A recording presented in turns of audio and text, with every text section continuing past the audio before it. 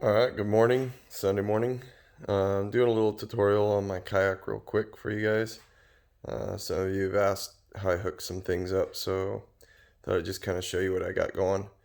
So I bought this kayak from Dick's Sporting Goods for like 400 bucks, and it already came with two holders for fishing poles, one on each side. It has a little storage in the back that's just kind of open to just basic haul down here, so it helps with cleaning your kayak out. A lot of places you have to make sure your kayak's clean before you put it in the water, because they will do an inspection.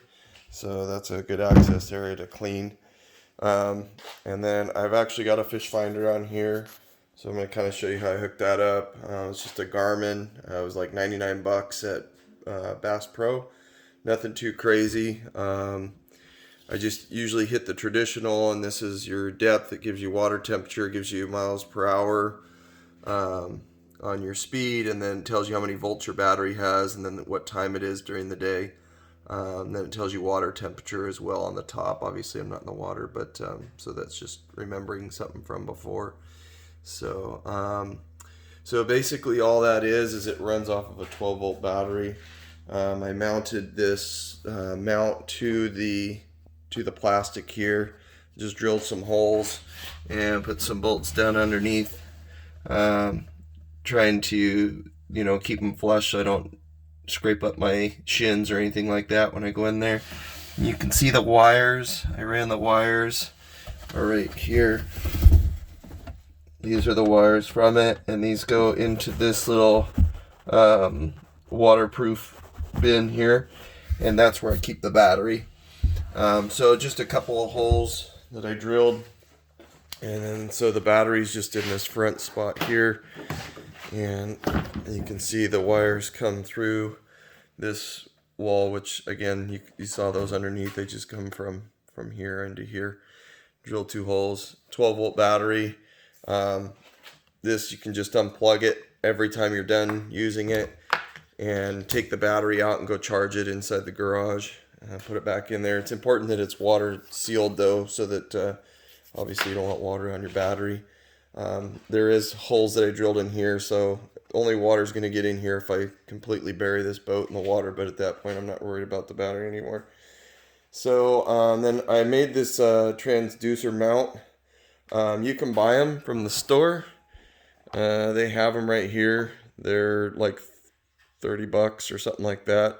But they're kind of flimsy, cheesy plastic, so I didn't like that. I was afraid I was going to break it, so I didn't put that on. And instead I built this one out of PVC pipe. If it breaks, it's easy to fix, and sometimes you run aground and whatnot. So this is a galvanized plate here with a threaded hole here, and then I just used threaded PVC slip joint, glued these together. When you're putting this together, dry fit it, and then just mark with a Sharpie here and here. That way you know that those two line up there. Same with each joint. And so what I did here, so that I can lift it out of the water or put it down in the water, is I just put a bolt in here. And so to do that, all I got to do is just lift the transponder up a little bit, and then I can pull the bolt out, and then I can rotate it down into the water. And then I put a little bracket here, so that, because I'm always usually going forward momentum, that this kind of locks in, so it's not bouncing around like the ones in the box do. I don't like that. I like it to lock in somewhat. And then again, I re-drilled some holes here so I can line those holes up, wiggling this back in there.